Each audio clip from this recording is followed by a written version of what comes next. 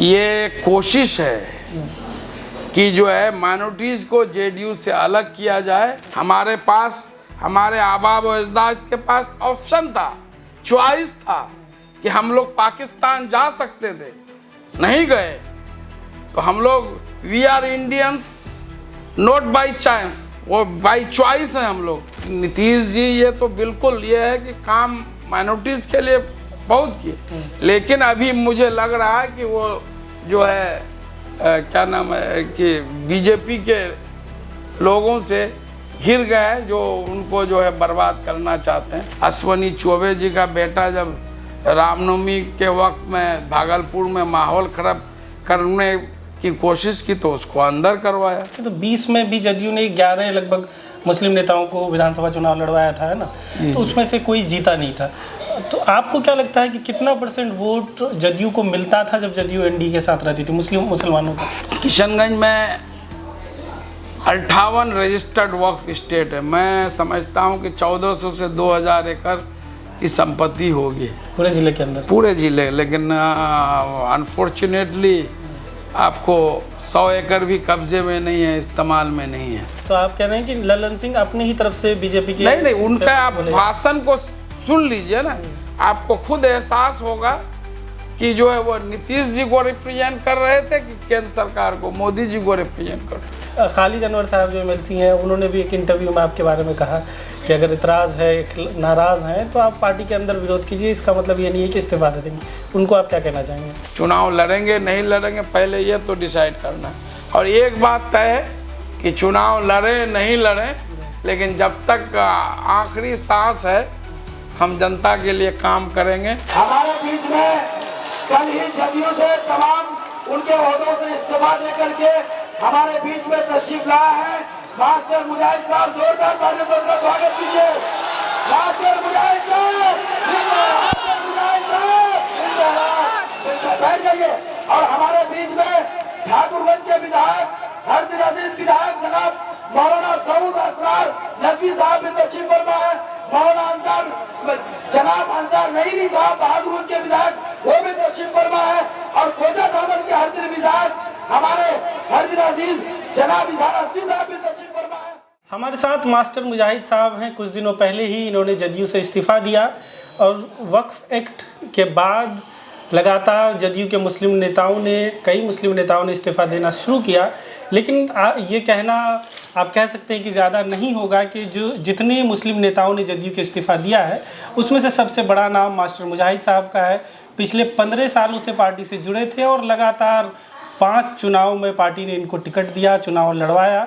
और आखिरी जो 2024 में लोकसभा चुनाव हुआ जिसमें कि एनडीए की तरफ से गिने चुने मुस्लिम उम्मीदवार ही थे, और हिंदी हार्टलैंड में जो नॉर्थ इंडियन पार्ट है, नॉर्थ इंडिया, उसमें मास्टर मुजाहिद साहब अकेले एनडीए के मुस्लिम उम्मीदवार थे और जदयू के भी बिहार से इकलौते मुस्लिम उम्मीदवार थे।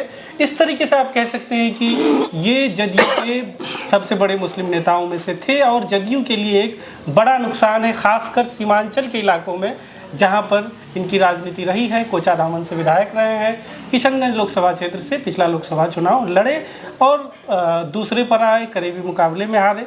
तो मास्टर मुजाहिद साहब, पहले हम यही जानना चाहेंगे कि वक्फ बिल को लेकर आप मुखर रहे जब से बिल पर चर्चाएँ शुरू हुई और फिर जब बिल एक्ट बन गया, आप हमेशा से विरोध पे रहे।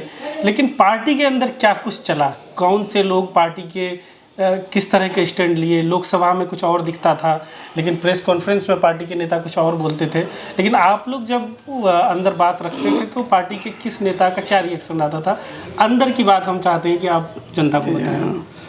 अगस्त 2024 में जिस दिन बिल लोकसभा में पेश हुआ, तो मैं मोबाइल पर ही पार्लियामेंट में बहस देखा कि आज जो है वक्फ संशोधन विधेयक 2024, क्योंकि 2024 था, वो लोकसभा में पेश हुआ है। फिर हम वक्फ बोर्ड गए और जो उस बिल का जो है को डाउनलोड करवाए, 44 पेज का टोटल था, उसको हम खुद रात भर स्टडी किए।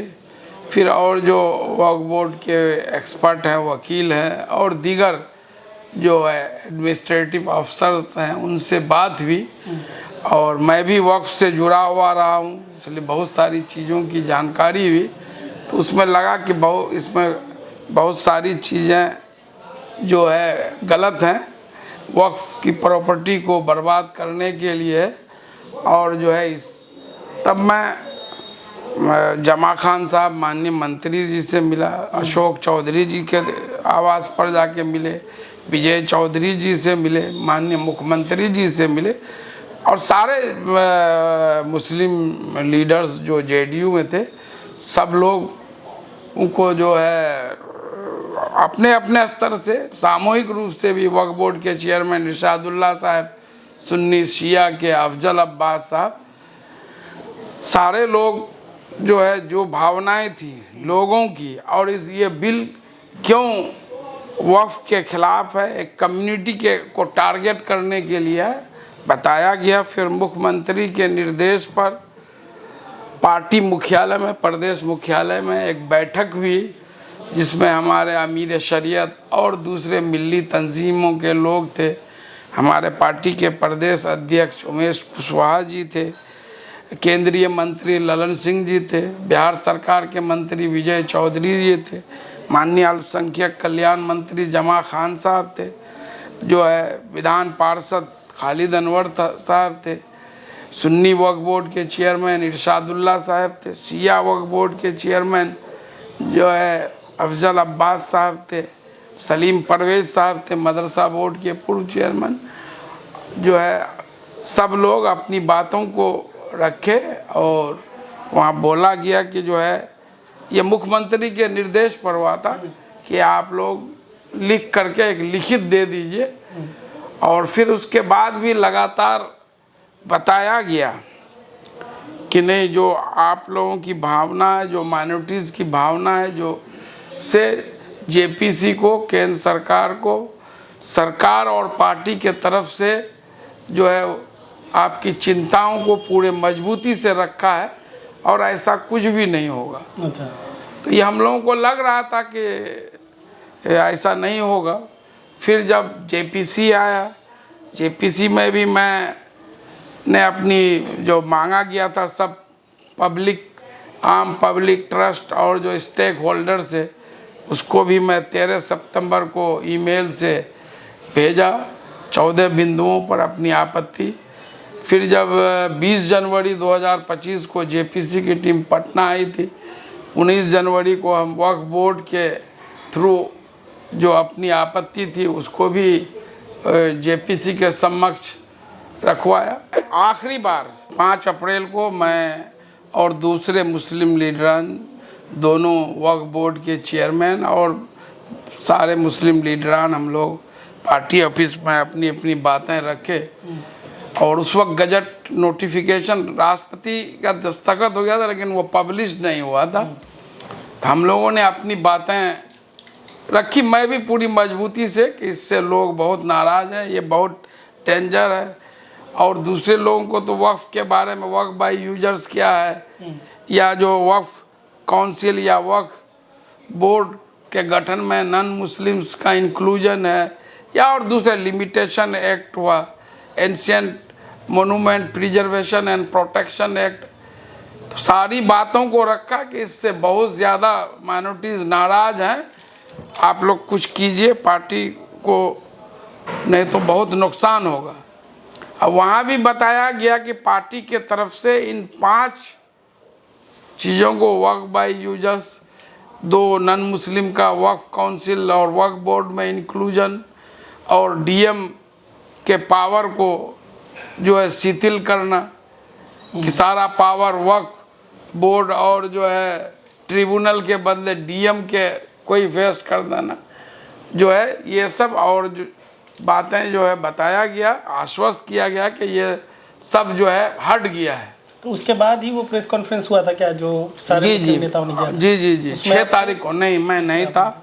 हम लोगों को बोला गया कि ये चीज़ हम लोग हटवा दिए हैं, इस बात को बोले। मुझे ये नहीं हुआ कि भाई बिना नोटिफिकेशन दे के कुछ बोल दें, और अगर वो चीज़ें नहीं हुआ, मुझे डाउट था सरकार, जो केंद्र सरकार की नीयत पर, तो इसीलिए मैं उस प्रेस कॉन्फ्रेंस में नहीं गया। और मैं खुद घर लौट आया और तो वो बाकी 9 तारीख को कोर्ट में मेरे तरफ से रिट पिटीशन नंबर जो है डायरी नंबर कोर्ट में तो 19 खैर वो केस चल ही रहा है, उसके बारे में तो खैर जानकारी है लोगों को। हम ये जानना चाह रहे थे कि अब आपको क्या लगता है कि वक्फ की वजह से जदयू को क्या नुकसान होगा आपके अंदाज़ा में, क्योंकि आप ज़मीन से जुड़े रहे हैं, लंबी सियासत रही है जदयू के साथ आपको क्या लगता है आने वाले चुनाव में जदयू को किस तरह का नुकसान हो सकता है? माइनॉरिटीज वोट का बहुत नुकसान होगा, ये हकीकत बात है। हम अगर किसी को खुश करने के लिए या कोई बोल देता है कि जो है नहीं कोई नहीं, जिस तरह से हम देखते हैं बीजेपी के सीनियर लीडर्स जो है बोलते हैं कि ये मुसलमानों के हित में, मुसलमान बहुत खुश है, पसमानदा मुसलमान बहुत खुश है। आज तक मैं 10,000 लोगों से अधिक लोगों से मिला, तंजीमों से मिला, अपने उलमा अकराम अकाबरीन से मिला, लेकिन नॉट ए सिंगल मैन ये मिला कि जो ये कहे कि नहीं ये अच्छा कानून है। लेकिन एक जो आप आंकड़ों पे अगर नज़र रखें तो 20 में भी जदयू ने 11 लगभग मुस्लिम नेताओं को विधानसभा चुनाव लड़वाया था, है ना, तो उसमें से कोई जीता नहीं था। तो आपको क्या लगता है कि कितना % वोट जदयू को मिलता था जब जदयू एनडीए के साथ रहती थी मुसलमानों का? जदयू जब निश्चित रूप से बीजेपी के साथ रहने के कारण माइनॉरिटीज का वोट का नुकसान हुआ। उसकी खास वजह यही है कि बीजेपी के बड़े बड़े नेता हमेशा उल्टा सीधा बयान एक कम्युनिटी को टारगेट करने के लिए बोलते रहते हैं। कभी जो है सीए के टाइम में अमित शाह जी, पहले सीए आएगा फिर एनआरसी आएगा, फिर जो है सब जो है विदेशियों को देश के गद एक एक को चुन करके बाहर निकाला, एक डर का माहौल। आप तो असम से मैं एनआरसी लाए, 25 लाख लोग डाउटफुल करार दिए गए, निकालिए सबको, कौन लोग हैं वो? इस तरह के बयान जब बीजेपी की तरफ से आते हैं तो आप जब जदयू में एक मुस्लिम नेता के तौर पे क्या आप घुटन महसूस करते थे वहाँ पे, कि लगता था कि मतलब एक होता है कि रास्ता नहीं दिख रहा है कि कैसे डिफेंड करें? हम लोगों ने पूरी मजबूती से, चाहे गिरिराज सिंह जी किशनगंज में आके बोले, वो जो एक मंत्री बना है नीरज कुमार बबलू कि मस्जिद में नहीं है तो बोले कब्रिस्तान में नमाज पढ़िए, या विजय सिन्हा जी, भाई आप एक संविधान का शपथ लिए हैं, आप शपथ लिए कि हम बिना द्वेष भेदभाव के, कोई डिस्क्रिमिनेशन के लिए, सभी जाति धर्म के लिए काम। आप लोगों के दिल में हमेशा एक कम्युनिटी के लिए नफरत भरा रहता है। ये कम्युनिटी कहीं बाहर से आया है क्या? आपसे ज़्यादा हमारी कुर्बानी रही है। हमारे पास, हमारे आबाब व अजदाद के पास ऑप्शन था, चॉइस था कि हम लोग पाकिस्तान जा सकते थे, नहीं गए। तो हम लोग we are Indians not by chance, वो बाई चॉइस है हम लोग। तो आपसे ज़्यादा कुर्बानी रही है। आप बोल रहे हैं कि ये गद्दार है, विदेशी है।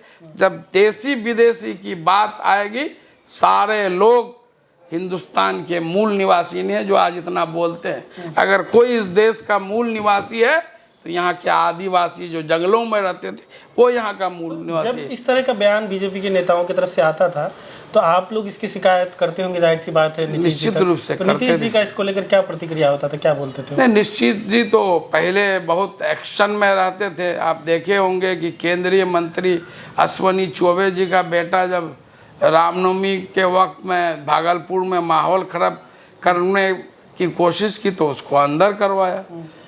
ये नहीं देखे, लेकिन हाल के दिनों में मुझे लगता है कि जो है कुछ बीजेपी के लोगों ने अपने उसको ये करके उनको हाईजैक करने का, उसको मिसलीड करने का कोशिश किया होगा। ये मेरा अपना जाति सोच है।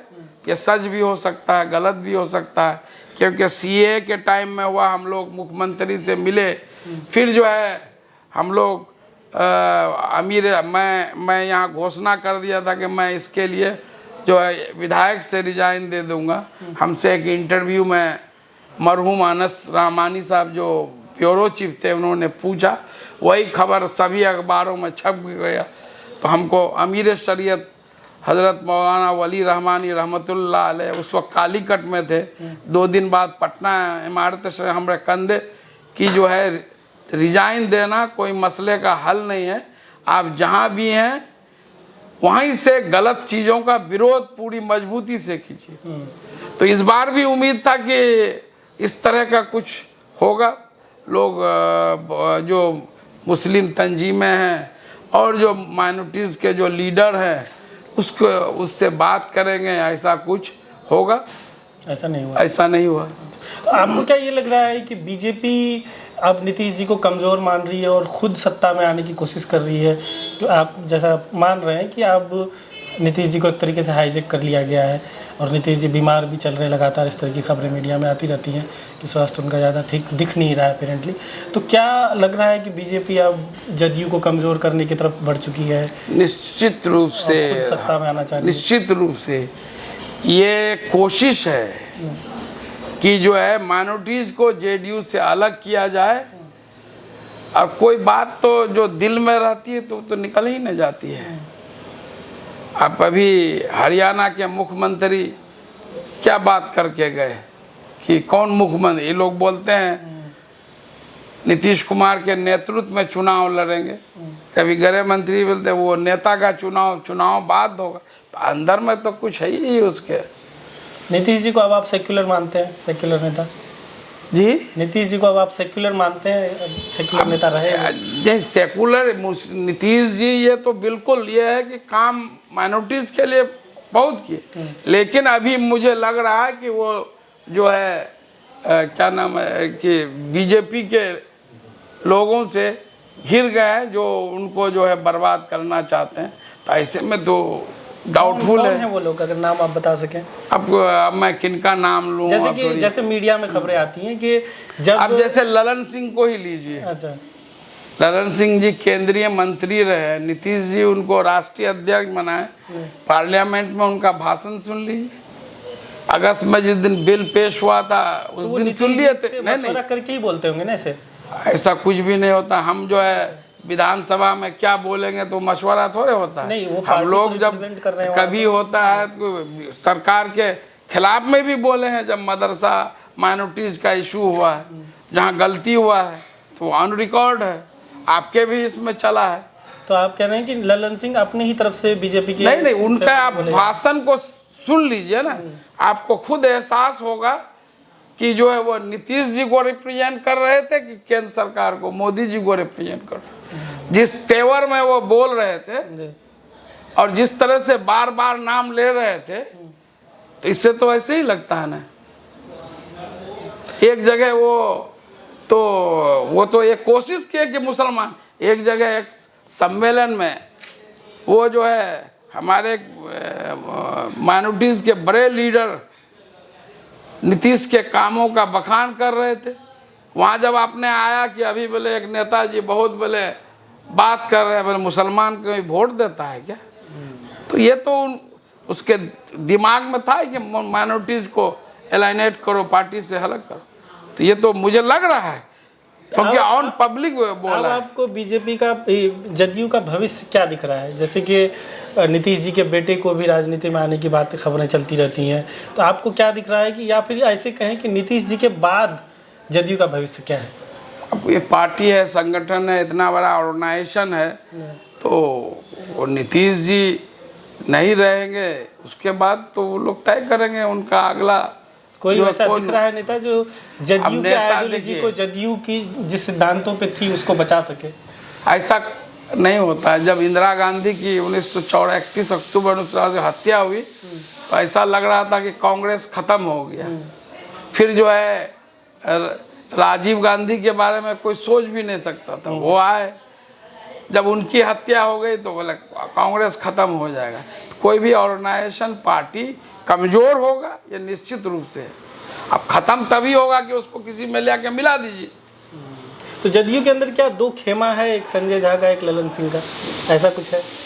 अब ये तो अंदर की बात नहीं जानते। आप तो काफी मतलब ऊपर तक रहे हैं पार्टी। नहीं तो ये बात है कहीं, अब उसके दिल में, मेरे दिल में क्या है तो नहीं। संजय झा जी भी सीनियर लीडर हैं, नीतीश जी के बहुत करीबी हैं, ललन सिंह जी भी हैं, लेकिन ललन सिंह जी का जो तेवर अगस्त 2024 में जब बिल पेश हुआ और फिर उसके बाद एक सभा में पब्लिक सभा में उनका ये कहना कि मुसलमान जेडीयू को वोट नहीं देता है, फिर जो है 2 अप्रैल 2025 को जब बिल दोबारा जेपी से रिकमेंडेशन के बाद आया, उनका जो बोलने का लहजा था, अंदाज था, तो उससे तो मुझे शक लग रहा है। अब थोड़ा सा, क्योंकि इमारत शरिया के बारे में आपने कई बार जिक्र किया और जो पिछले दिनों कुछ जो घटनाक्रम हुए उससे जुड़े हुए मैं सवाल पूछना चाह रहा था, क्या जो इस्लामिक संस्था है, इमारत शरिया हो गया या और दूसरी चीज़ें हो गई या मदरसा बोर्ड ही हो गया, मदरसा बोर्ड तो खैर एक गवर्नमेंट का बॉडी हो गया, लेकिन इमारत शरिया जो इंडिपेंडेंट है, ऐसे संस्थानों में क्या सरकार दखल अंदाजी करती हुई नज़र आ रही है अब या पहले से कर रही थी? ऐसा तो नहीं है, नहीं, अगर कोई करता भी है तो नहीं होना चाहिए। जो एपिसोड हुआ आपको भी होगा, जो अशफाक करीम साहब पे आरोप लगा कि वहाँ पे गए इमारत शरिया के अंदर, हाँ, जी जी जी, ठीक। तो ये सबसे ऐसा लगता है कि सरकार के लोग वहाँ जाके इंटरफेयर कर रहे हैं। उसमें 2 ग्रुप बन गया, शिबली नोमानी, शिबली कासमी शायद, वो पहले सचिव थे, नाजिम वगैरह थे, तो इन लोगों ने जो है कुछ लोगों को लेके बाद में माना कि उसका एक ट्रस्ट है, उसमें जो है जब अशफाक करीम साहब जो है वो भी मेंबर हैं, तो वो अगर वहाँ गए हैं, वो एक पार्टी से पहले आरजेडी से अब जेडीयू में है, तो निश्चित रूप से सवाल उठेगा। तो आपको लगता है कि सरकार दखल अंदाजी कर रही है इमारत शरिया जैसी इमारतों में, जैसे इस संस्थानों में? अब कुछ लोग कोशिश किए होंगे, या पिछले दिनों जैसे वली रहमानी साहब के बाद फैसल रहमानी साहब को बनाया गया, उस वक्त क्या पार्टी का कुछ इन्वॉल्वमेंट था, सरकार का कुछ इन्वॉल्वमेंट था? नहीं, ऐसा कुछ भी नहीं, ऐसा कुछ भी नहीं है। जब सीए बिल आया तो आपको मालूम होना चाहिए, मैं, खालिद अनवर, नौशाद साहब, इरशादुल्लाह साहब, हम लोग मुख्यमंत्री से कई राउंड बात किए, फिर वली रहमानी साहब की जो चिंताएं थी, अमीर शरीयत रहमतुल्लाह अलैह और टोटल 13 मुस्लिम तंजीमों के जिम्मेदारान के साथ 20 दिसंबर 2019 को 1.5 घंटे मुख्यमंत्री आवास में जो बोला गया लिख के अमीर शरीयत दिए। बाद में प्रेस में भी आया कि सीए, एनआरसी, एनपीआर के बारे में और भी इश्यूज़ के बारे में, और कुछ दिन बाद ही जो है विधानसभा, विधान परिषद से सर्वसम्मति से प्रस्ताव पारित हुआ। डायरेक्ट वैसा सरकार इंटरफेयर नहीं करती है इन संस्थानों में? नहीं है, ऐसा नहीं करती है, करना भी नहीं चाहिए। अब ये जानना चाहेंगे, आपके जो दूसरे साथी यहाँ के रहे हैं, उनमें से बड़े नाम पूर्व विधायक नौशाद साहब, वो क्या छोड़ने की तैयारी कर रहे हैं, या कुछ लोग बता रहे हैं कि मदरसा बोर्ड का चेयरमैन बनाया जा रहा है उनको? आपको कुछ अंदाज़ा है उनका क्या स्टैंड है? नहीं, देखिए, बिल का तो वो भी खिलाफ है, सब लोग खिलाफ हैं। अब कोई पार्टी में रह करके खिलाफ कर रहे हैं। मैं भी 2 दिन पहले तक कोशिश किया, वैसे जिस दिन बिल उसी दिन से पार्टी का सारा काम मैं छोड़ दिया था। जिला अध्यक्ष की बड़ी जिम्मेदारी होती है। 5 को प्रेस कॉन्फ्रेंस में जाना था, नहीं गया। 8 तारीख को सभी जिला अध्यक्ष की पटना में मीटिंग थी, मैं नहीं गया। 16-17 को दिल्ली में इलेक्शन कमीशन ऑफ इंडिया का था, नहीं गया। और भी बहुत सारे यहाँ डीएलए को लेकर और जो बूथ कमेटी को लेकर मैंने समझा कि पहले ये वक्फ कानून 2025 का जो मामला है, जो वक्फ, तो ये मामला हल हो, तब अगर ये मामला हल होगा तब हम लोगों तक जा सकते हैं। और ये कानून के रहते हुए हम लोगों से कैसे कहेंगे कि आप तो वो लोग तो पार्टी के अंदर रह के विरोध कर रहे हैं। जैसे खालिद अनवर साहब जो एमएलसी हैं, उन्होंने भी एक इंटरव्यू में आपके बारे में कहा कि अगर इतराज़ है, नाराज़ हैं, तो आप पार्टी के अंदर विरोध कीजिए, इसका मतलब ये नहीं है कि इस्तीफा दे देंगे। उनको आप क्या कहना चाहेंगे? अरे ठीक है, ये उनका अपना सोच है, ये उनका अपना सोच है। मैं कोशिश किया, आप लोग सब कुछ हो ही गया, एक बन ही गया, तो अब नाराज़गी पे तो बात है नहीं, अब तो हो गया।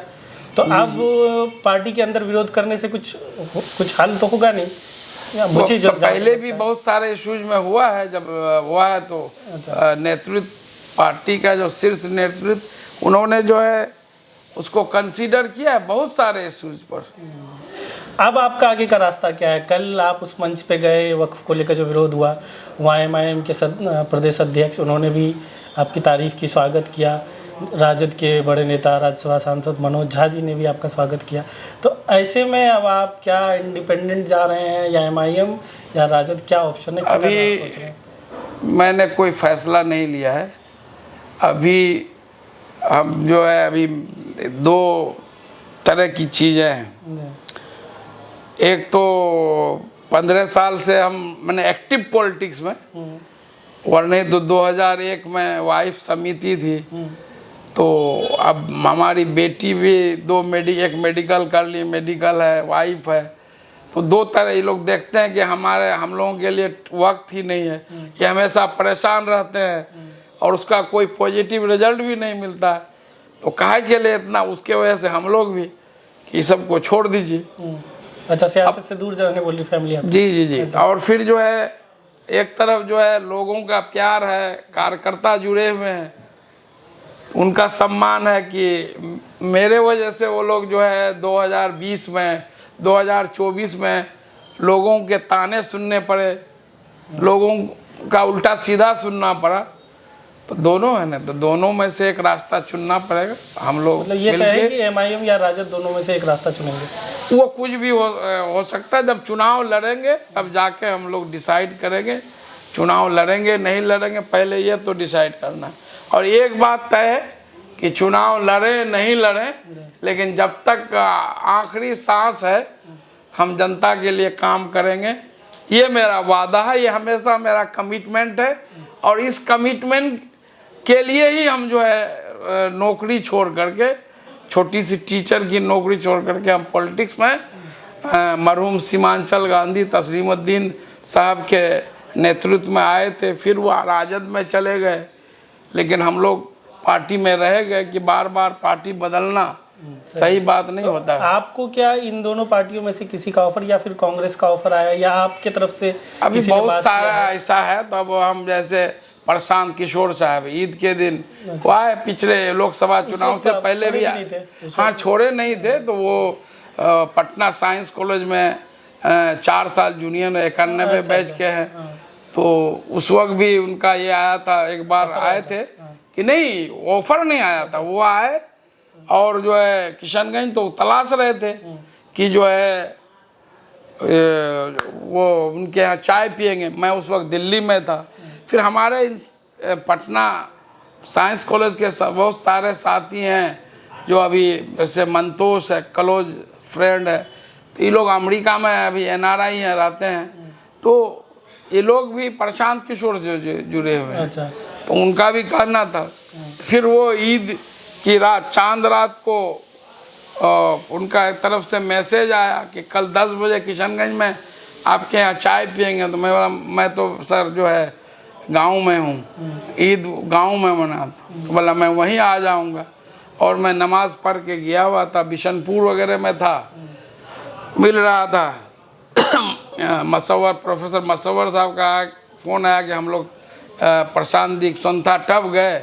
तब हम आए तो वो भी बेचारे कोई बात नहीं बोले। उनसे लोग पूछा, मतलब तीसरा ऑप्शन भी है, एमआईएम, राजद, कांग्रेस और जनसुराज भी एक ऑप्शन नहीं, और बहुत सारे लोग बोल रहे हैं। तो लेकिन अभी तो मुझे तय करना है कि जो चुनाव लड़ेंगे कि नहीं लड़ेंगे, एक्टिव पॉलिटिक्स में रहेंगे, जनसेवा करना है। तो सोच रहे हैं मतलब मैं बताया ना कि हमें परिवार का दबाव है, ये बात मैं शुरू से बोल रहा हूँ कि जो है। अख्तरुल इमान साहब से संबंध अब आपके कैसे हैं? लोकसभा चुनाव में भी एक दूसरे पे काफी कटाक्ष हुआ आपके, खास के कार्यकर्ताओं। अब संबंध कैसे? अख्तरुल इमान साहब से शुरू से संबंध अच्छे हैं। 2001 में वो जब जिला परिषद में चुनाव नॉमिनेशन करने गए थे तो हम भी उस वक्त इनडायरेक्टली शामिल थे, हारून इकबाल साहब, सब लोग।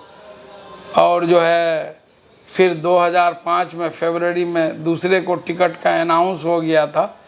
फिर हारून इकबाल साहब, मैं खुद, अंजार आलम साहब, हाजी अंजार आलम साहब, जो ये मैयारपुर जनता, तो और बहुत सारे लोग हम लोग गए थे तस्लीम साहब के पास कि जो कोचा धामन के लोग आपको पर एहसान किया है कि वहाँ किशनगंज कोचा आपको, तो ये कर्ज उतार दीजिए, किसी जो है अपने किशनगंज के बेटे को टिकट दे दीजिए। तो हम लोग गए थे। फिर 2005 के दोनों चुनाव में हम लोग साथ थे। फिर 2009 में तस्लीम साहब के चुनावों को में लेकर के हल्दी खोरा में जो घटना हुई उसमें डिफरेंसेस हुए, और वो डिफरेंस बढ़ते बढ़ते जो है मैं डायरेक्ट अब जो पुराने अच्छे संबंध थे उससे लगता है कि कुछ चीज़ें वापस बात बन पाएगी एमआईएम से आपकी, क्योंकि जैसे कोचाधामन जो सीट है वहाँ की बात करें तो राजद के अभी सिटिंग विधायक है, तो ऑप्शन जो पब्लिक में भी बात है कि आपके लिए एक ऑप्शन एमआईएम या फिर नई पार्टी जनस्वराज, तो उसके लिए आपको ज़मीन से मेहनत करनी पड़ेगी। तो जो लोगों में बात है कि एमआईएम एक ऑब्वियस रास्ता दिखता है, इसलिए मैं पूछ रहा हूँ कि क्या उस तरह के संबंध हैं कि हमारे सबसे हमारा कोई अख्तरुल ईमान साहब या इजहार एसपी साहब या किन्हीं से भी मेरा जगह जमीन का झगड़ा नहीं है ना। संपर्क वो पॉलिटिकल है, आइडियोलॉजी की वो अलग पार्टी में थे। मैं हमेशा विकास की बात किया। मेरे सब चुनाव में बीजेपी के खिलाफ भी 2014-15 में मेरा एक एक स्पीच सुन लीजिए, तो सबको लेकर चलने की बात की। अब वापस वक्फ के मुद्दों पे आते हैं। जो बिहार के गवर्नर हैं आरिफ मोहम्मद खान साहब, उन्होंने कल बयान दिया कि वक्फ की प्रॉपर्टी से गरीब मुसलमानों को कोई फ़ायदा हो नहीं रहा है। मुसलमानों के जो खास के अमीर मुसलमानों के बच्चे होते हैं वो क्रिश्चियन मिशनरी स्कूल में एडमिशन कराने के लिए उनके पेरेंट्स लाइन लगे रहते हैं। वक्फ वालों ने क्या बनाया, एक स्कूल तक नहीं बनाया, तो ऐसे में वो वक्फ बिल को, वक्फ एक्ट को सही ठहरा रहे हैं। तो आपसे मैं चाह रहा हूँ कि आप काफ़ी जानकार हैं, आंकड़ों पर बात करते हैं, तो बिहार में क्या इस तरह के कितने इदारे हैं जो वक्फ के लोग चला रहे हैं या नहीं है, या वक्फ की प्रॉपर्टीज़ का इन जनरल क्या हाल है? आप खूब जानते हैं कि 9 लाख एकड़ से अधिक ज़मीन वक्फ के पास है, और सरकारी आंकड़ों में बताया जाता कि रेलवे, आर्मी और रेलवे के बाद तीसरी प्रॉपर्टी। लेकिन जब पार्लियामेंट में बहस हो रहा था तो कपिल सिब्बल साहब जो डाटा दे रहे थे कि देश के 4 मंदिरों के पास साउथ के 10 लाख एकड़ की संपत्ति है, तो ये तो हम लोग नहीं जानते थे। तो निश्चित रूप से ये बात मैं हमेशा कहते रहा हूँ कि वक्फ की संपत्ति का सही इस्तेमाल हो तो सैकड़ों यूनिवर्सिटियाँ, मेडिकल कॉलेज, हॉस्पिटल चल सकते हैं, बेरोजगारों को रोजगार मिल सकता है। मिसमैनेजमेंट है, निश्चित रूप से है, ज़मीनों पर कब्जा है। अगर ये बिल उस कब्जा को हटाने के लिए, उसको और पारदर्शी बनाने के लिए, उसके आमदनी को बढ़ाने के लिए होता तो मैं भी इस बिल का, इस कानून का जो स्वागत करता, समर्थन करता। लेकिन इसमें तो ऐसी कोई बात है ही नहीं। सिर्फ एक कम्युनिटी को टारगेट करके चाह रहा है कि ये रोड पर आ करके अपना विरोध प्रदर्शन करे और उसको दिखा करके हम जो है अपना जो है वोट बैंक की राजनीति करें। तो ये सिर्फ मुसलमानों का मामला नहीं है। एक कॉन्स्टिट्यूशन ऑफ इंडिया जो जिससे हमारा देश चलता है, उसके जो आर्टिकल 14, 25, 26 का वायलेशन हुआ है, और पार्लियामेंट, लोकसभा में 232 सांसद वोट किए। आप जो बोले संजय सिंह, मनोज झा, आपको असदुद्दीन अवैसी साहब और दूसरे पार्टी राजा जो साउथ के और जो है राज्यसभा में जिस खरगे जी, इमरान प्रतापगढ़ी और दूसरे पार्टी के लोगों ने पूरी मजबूती से मुखालफत किया। किशनगंज तो, अगर वक्फ प्रॉपर्टीज़ की बात करें पूरे बिहार में, किशनगंज में वक्फ प्रॉपर्टीज़, क्या कोई वक्फ प्रॉपर्टी पब्लिक के लिए इस्तेमाल हो पा रहा है? उस पर किस तरह की चीज़ें बनी हैं, वो क्या इस्तेमाल हो रहा है वक्फ प्रॉपर्टी का, और कितना कब्जे में जा चुका है और लापता हो चुका है? किशनगंज में 58 रजिस्टर्ड वक्फ स्टेट है। मैं समझता हूँ कि 1400 से 2000 एकड़ की संपत्ति होगी पूरे ज़िले के अंदर, पूरे ज़िले। लेकिन अनफॉर्चुनेटली आपको 100 एकड़ भी कब्जे में नहीं है, इस्तेमाल में नहीं है। मतलब अभी खाली पड़ा है। एक वक्फ स्टेट के मुतवल्ली मोहम्मद रशीद अनवर 434 कोचाधामन का है, 700 एकड़ ज़मीन है। ये फाइल ला के दिए कि आप लड़िए, ये अगर ज़मीन दूसरे के कब्जे में है, हो जाएगा तो इसमें हम जो है कोई यूनिवर्सिटी बना दीजिए, कोई चीज़ बना दीजिए। तो ये अभी वक्फ करने का इरादा कर रहे हैं या नहीं, वो ऑलरेडी वक्फ क्या हुआ है? है। मतलब ये उसके मुतवल्ली हैं, मुतवल्ली है मोहम्मद रशीद अनवर, समझ तो गए। ये किसी और ने अभी इस पे कब्जा कर लिया है। जी जी, बहुत सारे लोग। वक्फ स्टेट का अब्दुल हमीद, वक्फ स्टेट सराय कोचा धामन किशनगंज, ये उसके मुतवल्ली हैं। देखिए ये इनका वक्फ डीड है, लोग वक्फ कर दिए 1934 में, 52 के सर्वे में दूसरे के नाम हो गया जमीन, लेकिन ये लोग छोटे छोटे बच्चे थे। जो रशीद अनवर बाबू हैं उर्फ भुट्टू, हाई स्कूल के टीचर हैं। अच्छा। बाद में ये किए, जब अलीगढ़ का मूवमेंट चल रहा था तो उस वक्त भी आए थे ये। तो असल पहले जो मुतवल्ली थे ये तो अभी बने हैं, ये इनका चिट्ठी अभी का है मुतवल्ली का, 2019 का। उन लोगों ने ध्यान नहीं दिया, उस वक्त वो अपील दायर करते तो फिर आ जाता। अब तो ये कानूनी लड़ाई है, और इस एक्ट में जो प्रोविजन भी ऐसे डाल दिए हैं।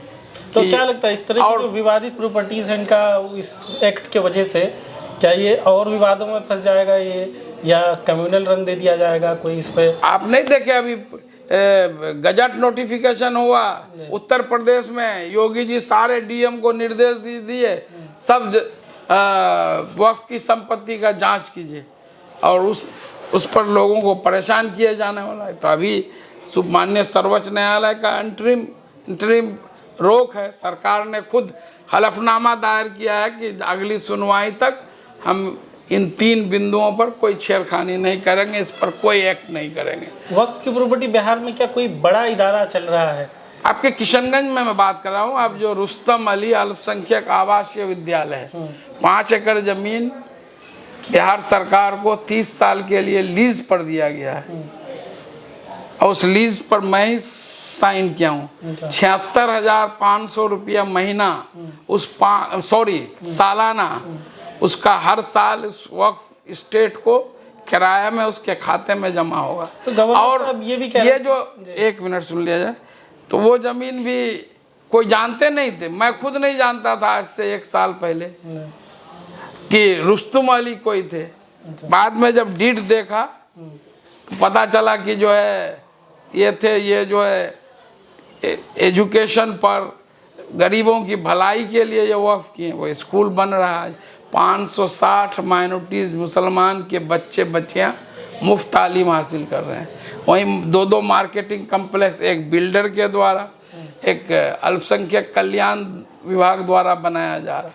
ये जो अभी G+3 भवन है ये बनाया गया है, उसका एक और बिल्डिंग था पहले जो है तस्लीम साहब के ज़माने में मिल्लत गर्ल्स स्कूल के लिए वो जो दिया गया था, लेकिन जो है वो लोग खाली नहीं कर रहे थे। हम लोग अभी खाली करवा के इमारत शरिया पब्लिक स्कूल खोलने के लिए उसको लीज पर दे दिए हैं। कहाँ है ये? चूड़ीपट्टी? ये अपने यहाँ जो G+3 बिल्डिंग है ना, उससे एक अलग कैंपस बना के अभी घेर उड़ दिए हैं, वहीं पर है। 5-6 कमरे का मकान है, जिसमें पहले मिल्लत गर्ल्स हाई स्कूल अभी दिए हैं कि भाई अपने कौम के बच्चों, इमारत शरिया अमीर शरीयत का लेटर आया था, वो बोले कि चलिए अच्छी है, ये गरीब मुसलमानों को जो आरिफ मोहम्मद खान साहब बता रहे थे, तो हम लोग तो काम कर रहे हैं, मौका मिला, जिम्मेदारी मिली। ये भी कह रहे हैं कि कुछ खास के बड़े शहरों में मॉल वगैरह बना दिया गया है, बड़े आलीशान बिल्डिंग बना दिए गए हैं वक्फ की प्रॉपर्टी का। ऐसा आपकी नज़र में है कि वक्फ की प्रॉपर्टी को मॉल बना के सस्ते में लीज पे दे दिया?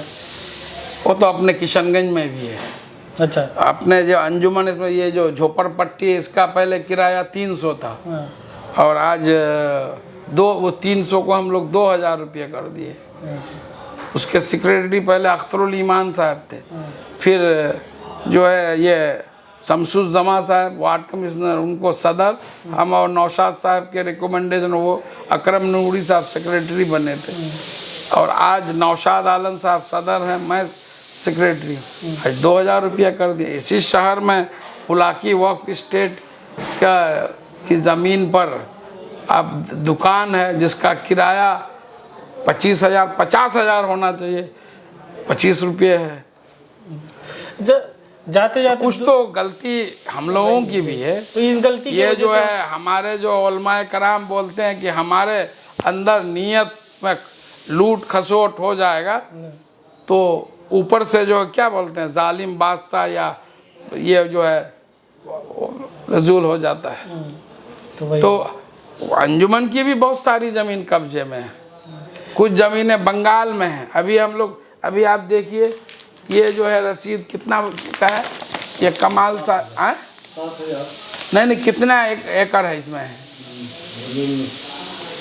10 बीघा है शायद। हाँ वक्फ का ही ये अंजुमन का है। इसमें से 1 बीघा लगभग कब्जे में, वो भी कोई बाउंड्री कर लिया था। अच्छा जब मैं एमएलए बना हमको खबर मिली नई कमेटी बनी, उसी में मीटिंग चल रहा था जिस दिन नई कमेटी को जो है लेटर मिला था वही मिल्लत गर्ल्स स्कूल में, वहीं से हम लोग एसडीएम के आगे नापी करवाए तो 1 बीघा ज़मीन तो अभी वहाँ बोर्ड वोर्ड लगा दिए हैं, बाकी वहाँ 10 बीघा ज़मीन है जहाँ पर गाँव बचा हुआ है, बिल्डिंगें हैं। सिंगिया में लोग बता रहे हैं कि जब कागज़ निकाल रहे हैं, अभी देखिए ये 7,000 का रसीद काट के रखे थे, अभी कितने दिन से लगे हुए थे। ये वहाँ पर कोचा डेरा मारी में वो सेक्रेटरी के नाम से रसीद काट रहा, मेरे नाम से, हम आपत्ति कर दिए कि इसको परिमार्जिन करिए। अभी दिया हुआ सीईओ को कि आप सेक्रेटरी सिर्फ लिख सकते हैं या नहीं तो सिर्फ वक्फ के नाम है, अंजुमन इस्लामिया वक्फ। जाते जाते फिर वापस यहीं आना चाहेंगे और हम पूछना चाहेंगे कि आपको क्या लगता है कि 2025 विधानसभा चुनाव में खासकर इस इलाके में किशनगंज, पूर्णिया, कटिहार, अररिया के इलाके में जदयू का क्या फ्यूचर रहा? क्या जदयू का यहाँ से कुछ हो पाएगा या कोचाधामन जैसी सीट पे आपके बाद जदयू का कुछ दिख रहा है, कोई है वहाँ पर? अब देखिएगा किसी के जगह अल्टरनेट जो है ऐसे वक्ती तौर पर लगता है, लेकिन जो है अच्छा काम करेंगे। आज भी जो है जदयू केंद्र सरकार जो बिल को वापस ले ले, हम दोनों को सलाम करेंगे। फिर वापस चले जाएंगे अगर वापस ले? नहीं अब वापस जाने का एमएलए एमपी बनना वो कोई मामूली चीज़ है, कुछ काम समाज के लिए भी होना है। वापस जाना नहीं जाना वो नहीं, लेकिन हम लड़ रहे हैं सभी पार्टी वाले, देश के इतने बड़े बड़े वकील हैं, इतने सारे लोग जुड़े हुए हैं, तो मकसद क्या है कि कानून वापस हो। कल अमीर शरीयत ने बताया ना कि कोर्ट से कुछ बिंदुओं पर इंटरिम रिलीफ मिल सकती है। बिल को वापस लेने के लिए आपको मुनज़्ज़म तरीके से आंदोलन संवैधानिक ढंग से उसका सेकुलर नेचर बनाते हुए चलाना पड़ेगा। और जो है ज़्यादा जज्बाती हो जाएंगे तो कुछ दिन में ठंडा हो जाएगा। बात समझ रहे हैं? तो एक जो एक्शन प्लान जो all India Muslim professional law board तय करेंगे उसके हिसाब से लोगों को शांतिपूर्ण ढंग से ये लगातार करना चाहिए। तो मकसद क्या है कि कानून वापस, कानून ऐसा नहीं है कि वक्फ कानून में तरमीम बहुत बार हुआ है, तो आप जो बोल रहे हैं वो मकसद होना ना चाहिए। ठीक है, आप बोल रहे हैं कि हम संपत्ति बचाने के लिए, तो लुटाने के लिए आ रहे हैं। वक्फ बाय यूजर्स खत्म हो जाएगा तो क्या होगा? सारी संपत्तियों को सरकार हड़प लेगी। पार्लियामेंट में तो 2010 में शाहनवाज साहब का स्पीच सुन लीजिए कि वो खुद बोल रहे हैं कि जो है सरकार जो है वक्फ की ज़मीन पर कब्जा किया हुआ है, मेरी सरकार आएगी तो हम लोग कब्जा करेंगे। मॉल भी बना है, ये भी जो आप कह रहे हैं कि बहुत जगह मॉल भी बना है। सरकार आपका हैदराबाद का एयरपोर्ट 600 एकड़ ज़मीन वक्फ की है उसमें। उसके बाद एक खान वक्फ स्टेट है हैदराबाद में ही, 1400 एकड़ ज़मीन मल्टीनेशनल कंपनीज को लीज कर दिया, जबकि वक्फ बोर्ड वहाँ का ट्रिब्यूनल हाई कोर्ट ने रोक लगा दिया। और वो जो है फिर स्टेट गवर्नमेंट जो सुप्रीम कोर्ट में जाके स्टे लगा करके उसको ज़मीन को ये कर रहा है। ग्रामीण इलाकों में खासकर जो मस्जिदें हैं, जो कब्रिस्तान है, उस पर क्या किसी तरह का आपको खतरा नज़र आ रहा है, या पहले से सावधान रहने के लिए क्या आप कुछ सुझाव देंगे कि वहाँ की जो कमेटियाँ हैं उनको क्या करना चाहिए? जैसे कोई मस्जिद अपना निजी रैयती ज़मीन में है तो उसमें कोई खतरा नहीं है, कब्रिस्तान है तो उसमें कोई खतरा नहीं है। आप जैसे यहाँ 839 रजिस्टर्ड जो है कब्रिस्तान है, यहाँ लाओ भाई फाइल, उधर कब्रिस्तान वाला लाओ, इस जिले में। तो एक मिनट, तो इसमें आप देख लीजिए, ये इस जिले का मैं लिस्ट बता रहा हूँ, 839 कब्रिस्तान है। आप देख लीजिए, कब्रिस्तान 1 नंबर में झींगा कट्टा, थाना नंबर 201 300, ये खतियान में कब्रिस्तान दर्ज है तो ठीक है। अब यहाँ देख लीजिए, ये पत्थरगट्टी गैर मुजरवा आम, यहाँ देख लीजिए बिहार सरकार आम, इसमें कब्रिस्तान बिहार सरकार आम है, बिहार सरकार आम है, बिहार। तो ज़्यादातर कब्रिस्तानों में जो है गैर मुजरवा या बिहार सरकार है जो कब्रिस्तान दर्ज है। वक्फ के अंदर नहीं है ये कब्रिस्तान जी, वक्फ के अंदर नहीं है कब्रिस्तान, इसलिए कोई खतरा नहीं है कह रहे हैं? नहीं, अब जो सरकारी है तो उसको तो सरकार जो है इस एक्ट के बाद तो उसको तो ले ही सकता है। अभी यूपी में ने वैसी सरकारें आएंगी तो वो तो उसमें तो हमला कर ही सकता है। इस एक्ट के प्रोविजन पर work by users, work by users में क्या है, उसी तरह टेम्पल इंडोमेंट एक्ट है कि हजारों हजार की सरकारी ज़मीन पर उनका मंदिर बना हुआ है, उसका पूजा पाठ और संस्था बना हुआ है, तो उसके लिए आप कोई कानून नहीं। आप वर्क बाय यूजर्स में आप जो है बोलते हैं कि आप रजिस्ट्रेशन डीड चाहिए, 500 साल पहले कौन रजिस्ट्री होता था, उसका तो कोई कागज़ नहीं मिलेगा ना। और इस एक्ट में ये प्रोविज़न कर दिया गया है, एक पोर्टल बनाया गया है सेंट्रल वक्फ काउंसिल में। ये एक्ट पास होने के 6 महीने के अंदर सारा डिटेल्स कागज़ उसमें जमा करना पड़ेगा, और डॉक्यूमेंट्स नहीं रहेगा तो वो पोर्टल एक्सेप्ट नहीं करेगा। और उसके बाद एक्ट में है कि जो 6 महीने में वहाँ एक्सेप्ट नहीं हुआ पोर्टल पर, वो वक्फ की संपत्ति नहीं माना जाएगा।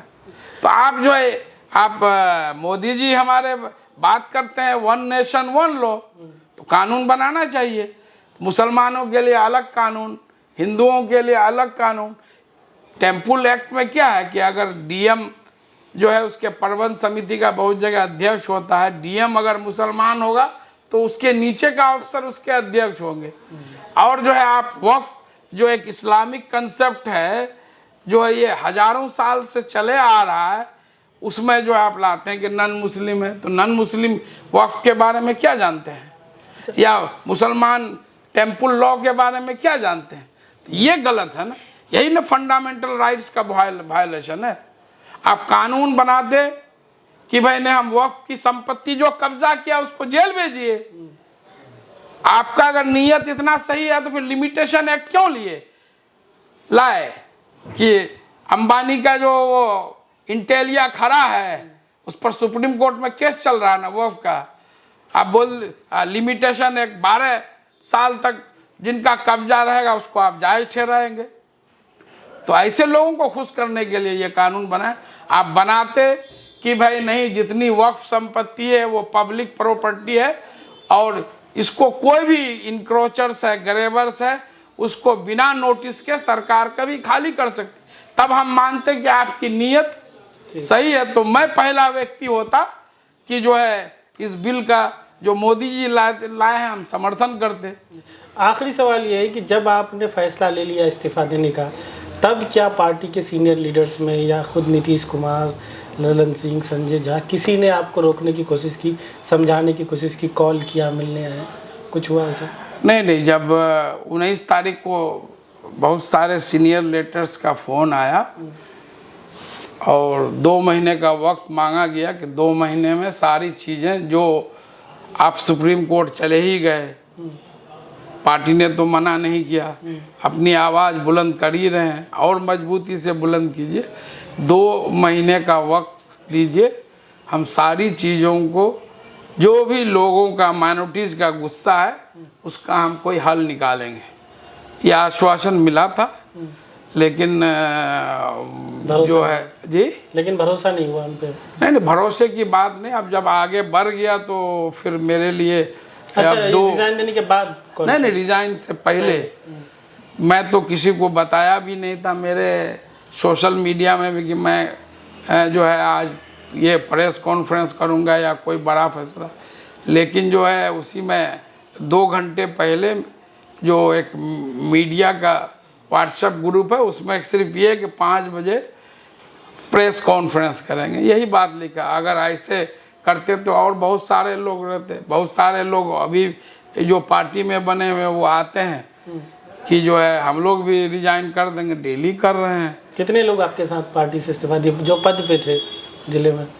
तो 200 से ऊपर लोग तो उसी दिन कर दिए अभी। मतलब जी पद पर। अब आपको क्या लगता है 2025 में वापस नीतीश जी मुख्यमंत्री बन पाएंगे? ऐसा मुमकिन लग रहा है जो बीजेपी जिस तरीके से हावी हो रही है और जो कुछ चल रहा है कि अल्पसंख्यक वोट खिसकता जा रहा है जदयू की तरफ से, तो मुमकिन लग रहा है कि जो नहीं, मुझे तो बीजेपी के नीयत पर डाउट है। उनके नेता कुछ बोलते हैं, करते कुछ हैं। मतलब एनडीए अगर जीत भी गई तो महाराष्ट्र जैसा कुछ हो जाएगा ऐसा लगा? वो उसका प्लान वही है कि नीतीश जी को कमजोर सीट कम किया जाए और आखिरी में जो है ये कर देंगे। कोई नेता बोल रहे हैं कि वो प्रधानमंत्री बन जाए, कोई मुख्यमंत्री आके बोलते हैं फलाना मुख्यमंत्री होंगे, या कोई भी आज तक क्लियर नहीं किए कि भाई चुनाव के बाद भी वही मुख्यमंत्री हो, बोल के देखे। और नुकसान तो हो गया, नुकसान तो हो गया। अब कोई बड़ा काम कर देंगे, बिल को वापस करवा देंगे, तब कुछ भरोसा हो सकता है, वरना नहीं तो बहुत दिक्कत है। जैसे जिस तरह से किशनगंज में हम बताए 839 सरकारी कब्रिस्तान हैं, उसमें बहुत सारे में दर्ज है कब्रिस्तान, बहुत सारे में बिहार सरकार गैर मजरूआ। उसी तरह से पूरे बिहार में 20,000 लगभग सरकारी कब्रिस्तान है, जिसमें 9,000 की घेराबंदी हो चुकी है। हमने 5 अप्रैल को खुद मांग किया कि ये जो 20,000 कब्रिस्तान है उनको जो है सरकार सर्वे करके इसको वक्फ प्रॉपर्टी डिक्लेयर कर दे। सरकार तो कर ही सकती है। हमने खुद बिहार सरकार से ये मांग किया है।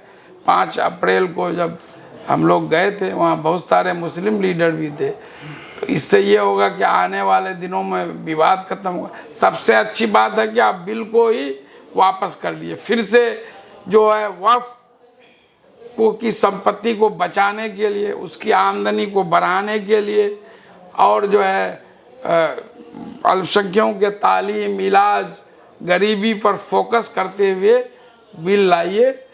और हमने तो हम लोग अपने जो है वक्फ का ऑडिट भी कराते हैं। जो असद साहब जो ऑडिट भी कराया हमें। आज भी कितने पैसे जमा हैं, कोई एक पैसा, हम लोग मीटिंग भी करते हैं तो अपने चाय पानी खाते हैं, 1 पैसा नहीं, और सबको रसीद जाता है और रजिस्टर में भी साइन है सबका जो दुकानदार है। और अभी भी कोशिश है, अभी भी कमाल साहब ये भी हमारे वक्फ कमेटी के मेंबर हैं, बहुत मेहनत करते हैं। अभी देखिए ये चकला वाली ज़मीन का लहरा वाले का अभी 7,000 का रसीद काट के दिए, 35,000 उस दिन वहाँ वाला कटवाए हैं। और भी अभी कुछ सब वो कैथी और उर्दू में भी तो पर्शियन वाला लैंग्वेज है, तो उस सबको हम लोग ये कर रहे हैं। वो अंजुमन की कुछ संपत्ति बंगाल में है। ठीक है, तो ये थे हमारे साथ मास्टर मुजाहिद साहब, पूर्व विधायक कोचाधामन, किशनगंज जिले का एक विधानसभा क्षेत्र है ये। और हाल ही में इन्होंने जदयू से अपने 15 साल लगातार जदयू की राजनीतिक उनकी करियर थी, वो जदयू से इस्तीफा दे दिया वक्फ एक्ट का विरोध करते हुए। ये इंटरव्यू आपको कैसा लगा कमेंट में ज़रूर बताएं, और आगे इस तरह के इंटरव्यू आप मैं मीडिया पे देखते रहें।